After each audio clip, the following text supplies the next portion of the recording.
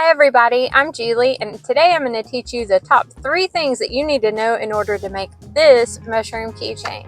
First thing you need to do is choose what size you want to make the keychain.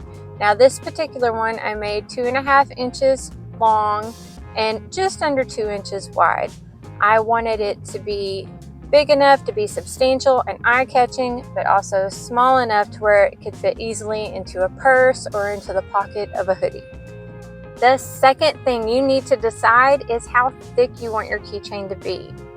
Now on this particular one, I chose for it to be 2 layers on this because I really like the effect of looking through the top layer and seeing the next layer under it. I feel like this gives it more depth, more dimension, and more character.